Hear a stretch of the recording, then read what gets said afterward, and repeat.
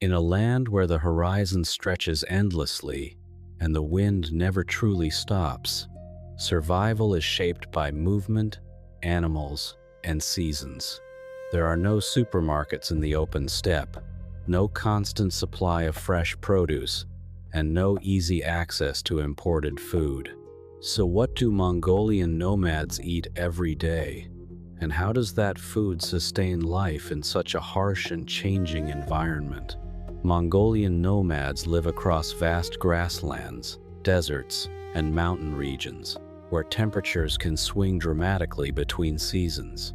Winters can be brutally cold, dropping far below freezing, while summers bring dry heat and long days under an open sky. For generations, nomadic families have adapted to this environment by living in close connection with their animals, their land, and the rhythms of nature. Their homes, known as gurs, are round, portable structures designed to be assembled, disassembled, and moved as needed. Inside, life is simple but carefully organized. Every object has a place. The stove sits at the center, providing warmth and a place to cook. Around it, daily life unfolds with a quiet efficiency shaped by necessity. A typical day begins early. The first task is often to tend to the animals. Horses, sheep, goats, yaks, and camels are not only part of the landscape, they are the foundation of survival. They provide milk, meat, fat, wool, and transportation. Without them, nomadic life would not be possible. Food begins with milk. Milk is one of the most important elements in the nomadic diet. It comes from different animals depending on the region. Cow's milk, goat's milk, sheep's milk, yak milk, and even mare's milk. But milk is rarely consumed in its raw form. Instead, it is transformed into a wide range of products that can last longer and provide more nutritional value. One of the most well-known drinks is airag, fermented mare's milk. Slightly sour and mildly alcoholic, it is both refreshing and deeply tied to Mongolian culture. Drinking airag is not only about hydration, it is about tradition, hospitality, and identity. Milk is also turned into yogurt, cheese, butter, and dried curds, known as a rule. A rule is especially important because it can be stored for long periods without refrigeration. It is hard, slightly tangy, and often eaten as a snack or used as a source of energy during travel. In a landscape where farming crops is difficult and unpredictable, animal products dominate the diet. Meat is a central part of daily meals, especially during colder months when the body needs more energy to stay warm. Mutton, or sheep meat, is one of the most common meats consumed. Goat, beef, and sometimes horse meat are also eaten. Meat is usually boiled, stewed, or cooked in simple ways that preserve its natural flavor and nutritional value. Spices are minimal. The goal is not complexity, but nourishment. One traditional dish is kushur, a fried meat pastry filled with minced mutton or beef. Another is booze, steamed dumplings, often prepared during special occasions or gatherings. But beyond these dishes, much of the daily diet consists of simple combinations of meat, broth, and dairy. Cooking is done using methods that fit a mobile lifestyle. Inside the ger, the central stove is used for both heating and cooking. Pots of soup or tea may remain warm for hours, ready to be served at any time.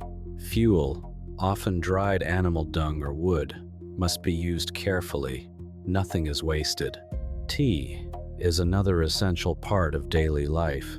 Mongolian milk tea, known as sute tsai, is very different from what many people imagine as tea. It is made with water, tea leaves, milk, and often salt. Sometimes butter or fat is added. The result is a warm, nourishing drink that provides both hydration and calories. This kind of tea is consumed throughout the day. It is offered to guests, shared among family members, and used as a way to stay warm in cold conditions. In a place where survival depends on maintaining energy, even drinks serve a deeper purpose. Food is not just about eating, it is about adaptation. In winter, when temperatures drop and movement becomes more difficult, families rely more heavily on stored foods. Meat is preserved by freezing in the natural cold. Dairy products like arul become essential. Fat becomes especially valuable, as it provides the energy needed to endure long, cold days. In summer, the diet shifts slightly. There is more access to fresh milk and dairy products.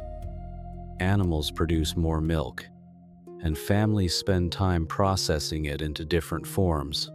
Life feels more active, but also more demanding, as herds must be managed carefully. Every part of the animal is respected and used. Meat is not wasted. Bones are used for broth. Fat is valued. Skins are used for clothing or tools. This approach is not only practical, it reflects a deeper understanding of balance between humans and nature. Meals are often shared. Hospitality is a central part of nomadic culture. When a guest arrives at a ger, they are welcomed with tea and food, no matter how simple the meal may be. Refusing hospitality is considered impolite. Offering food is a way of maintaining social bonds and showing respect. There is a quiet rhythm to these meals. People sit together, eat slowly, and speak without urgency. In a world without constant digital interruption, time feels different. Meals are not rushed. They are part of the structure of daily life. Traditions around food are passed down through generations. Children learn how to milk animals, how to prepare dairy products, how to cook, and how to respect what they consume. These skills are not taught in formal classrooms. They are learned through observation, repetition, and participation. But the modern world is not far away. In some areas, nomadic families now have access to small shops or nearby towns where they can buy flour, rice, sugar, or packaged goods. Some families use solar panels to power small devices.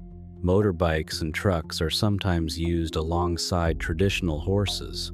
These changes introduce new possibilities, but also new challenges. Processed foods can alter traditional diets. Economic pressures can change how families use their animals.